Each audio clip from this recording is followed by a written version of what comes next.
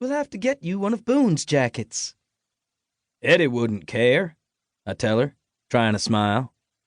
He's an old roughneck, through and through. I doubt he even owned a dress shirt. Wouldn't expect me to own one. I care, Ivy says, ignoring everything I say.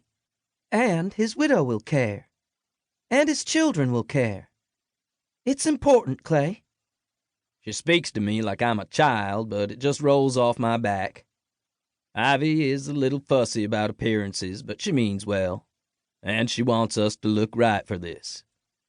And even though every one of us Price brothers knows Eddie Mertine wouldn't give two shits what we wore to his funeral, it's important to Ivy that we are respectable when we pay our last respects. So I shrug and put my arms out. Come dress your Ken doll, Barbie. She thwacks me with the lint brush as I grin. Guess I got a little bit of spark left in me after all. I jack it up. Ivy fusses with my hair, removing my favorite baseball cap and wetting and combing down my flyaways like I'm a kid.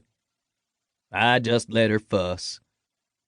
Ivy's the only female in our lives, so I figure she knows more about this sort of thing than we do. I glance down at her big belly and the tinted black dress she's wearing. Junior's getting big. His name won't be Junior. Mason, then. That's a good name. Like the jar? No thanks. Boone just grins behind her like a big dumb loon. Never thought I'd see the day that my mule-stubborn brother would let a little blonde waltz all over him. But he does. I bet this baby's gonna have some trendy, crappy name like Juniper or Pastel or some shit. Ford, I suggest. Like the car? Good, solid car. No, absolutely not.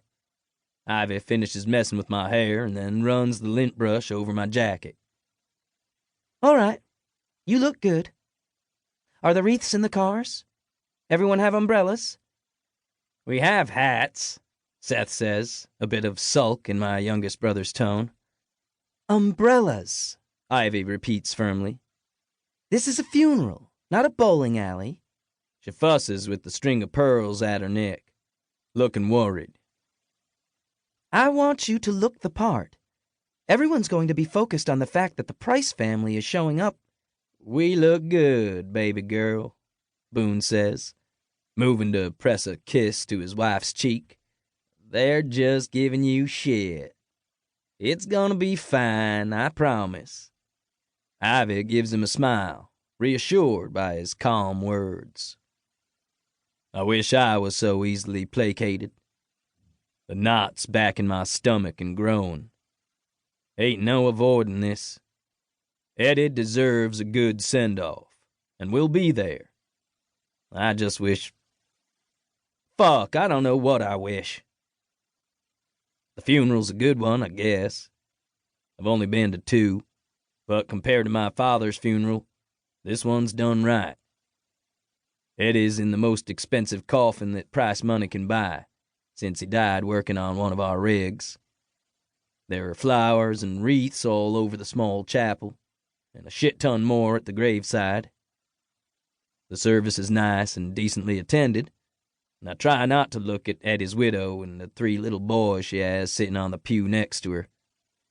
If I do, that knot in my stomach just grows and grows. Eddie was too old to be roughnecking. Well, not too old. Too broken and too slow. It's a young man's job, and Eddie was pushing 45. He just didn't have the moves he used to, and when equipment snaps, like it did this last week, you have to move fast. The good news is that when the pipe tripped and hit him, it hit him in the head. Never felt a thing. Just snapped his neck like a potato chip and boom, no more Eddie. I guess if you have to go, that's a good way to go. I wiggle my foot in my shoe, feeling the gap where my 2 missing toes are. When I lost them on a rig accident, it fucking hurt like hell.